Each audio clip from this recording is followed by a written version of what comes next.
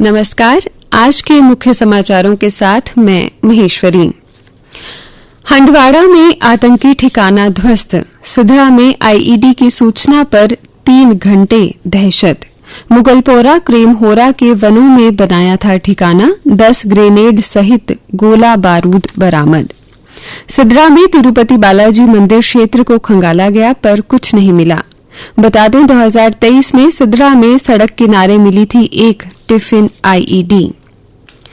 संभल में मस्जिद के सर्वे पर बवाल, हिंसा में 3 की मौत। मुगलकालीन जामा मस्जिद में कोर्ट के आदेश पर हो रहे सर्वे के विरोध में भारी बवाल हुआ। पुलिस और भीड़ के बीच संघर्ष में 3 लोगों की मौत हो गई। 20 पुलिसकर्मी घायल, तनाव के चलते इंटरनेट सेवा रोकी गई। संसद का शीतकालीन सत्र सोमवार यानी कि आज से शुरू होने जा रहा है। इसमें विपक्ष के तेवरों को देखते हुए अडानी मुद्दा व वक्फ संशोधन विधेयक पर हंगामे के आसार हैं। शीत सत्र में पेश करने के लिए सरकार ने वक्फ संशोधन बिल समेत 16 विधेयक सूचीबद्ध किए हैं। करीब 25 दिन चलने वाले सत्र के दौरान संसद की 19 बैठकें होनी हैं। एकजुट युवाओं के मंथन चिंतन से पूरा होगा विकसित भारत का सपना, कहा प्रधानमंत्री मोदी ने। मन की बात में प्रधानमंत्री ने कहा, विकसित भारत यंग लीडर डायलॉग भावी पीढ़ी के लिए बड़ा मौका। 11 और 12 जनवरी को युवा विचारों के महाकुंभ में इसका ब्लूप्रिंट तैयार किया जाएगा कि युवाओं के विचारों को कैसे आगे बढ़ाया जा सकता है, कैसे इसके आधार पर एक ठोस रोड मैप बन सकता है। 1 लाख युवाओं को लाएंगे राजनीति में। सदस्यता अभियान का लक्ष्य पाने में जुटी भाजपा, सभी 28 विधायकों की बैठक आज। जम्मू कश्मीर में सदस्य बढ़ाने सहित अन्य मुद्दों पर जारी होंगे दिशा निर्देश। प्रदेश अध्यक्ष बोले, शहरों से लेकर सीमावर्ती क्षेत्रों तक फोकस। राष्ट्रीय अध्यक्ष से मिले निर्देश के बाद बड़ी सक्रियता।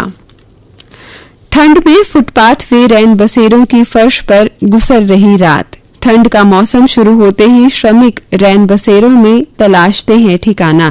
रात के रिपोर्टर ने शहर के इन स्थानों का हाल जाना। एक जगह श्रमिक और जरूरतमंद लोग फर्श पर सोते मिले, दूसरे स्थान पर रहने खाने की मिल रही हैं सभी सुविधाएं। रोहिंग्या सहित अन्य किराएदार बिना सत्यापन मिले, 16 के खिलाफ केस। रोहिंग्याओं की अवैध आमद को रोकने का प्रयास, धारा 163 के तहत सत्यापन जरूरी। इटली यूरोप में भारत का अहम साझेदार, कहा विदेश मंत्री एस जयशंकर ने। विदेश मंत्री ने रोम में भारतीय दूतावास के नए कार्यालय का किया उद्घाटन। विदेश मंत्रालय ने कहा कि जयशंकर इटली में G7 विदेश मंत्रियों की बैठक के आउटरीच सत्र में शामिल होंगे। भारत को इस सत्र के लिए अतिथि देश के रूप में आमंत्रित किया गया है। भारत ने खारिज किया नया जलवायु वित्त समझौता, कहा $300 अरब नाकाफी। COP29 नाइजीरिया, मलावी व बोलीविया ने किया भारत का समर्थन, विकसित देशों पर बड़ा दबाव। अब कुछ अन्य समाचारों के साथ मेरी सहयोगी रोहिणी शर्मा। धन्यवाद महेश्वरी।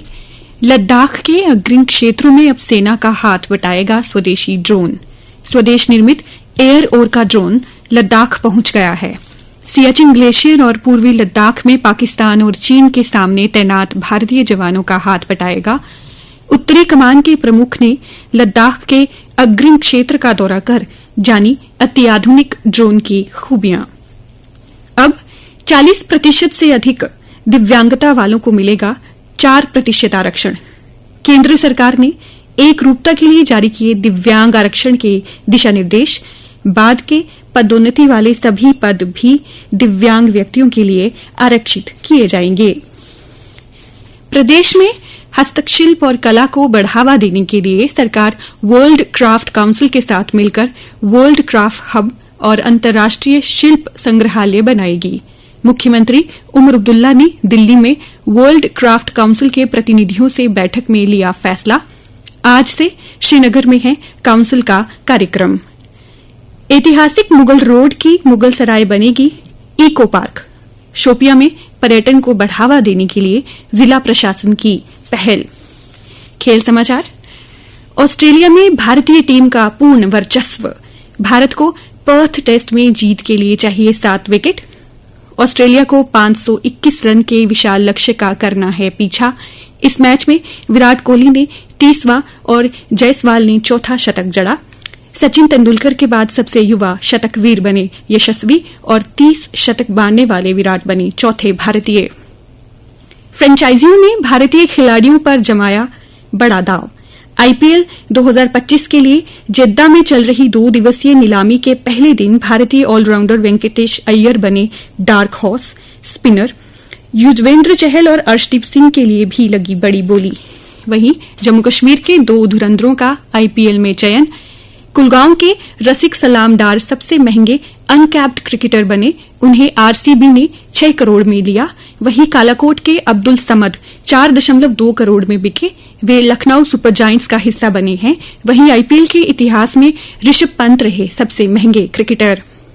आज शुरू हो रही विश्व चैंपियनशिप में ग्रैंड मास्टर डी गुकेश चीन के डिंग ली रेन से भिड़ेंगे तो उनका लक्ष्य विश्वनाथन आनंद के बाद ये प्रतिष्ठित खिताब जीतने वाला पहला भारतीय बनने का होगा।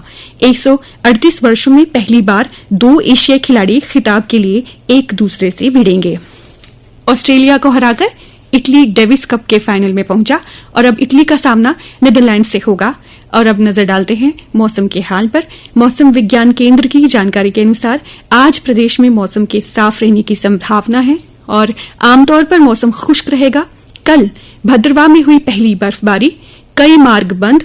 गुलमर्ग, राजदान और साधना टॉप में दूसरे दिन भी पड़ी बर्फ। मैदानों में हल्की बारिश। नवंबर के अंत तक शुष्क रहेगा मौसम। कल का अधिकतम तापमान 27.4 डिग्री सेल्सियस और न्यूनतम 16.1 डिग्री सेल्सियस रिकॉर्ड किया गया।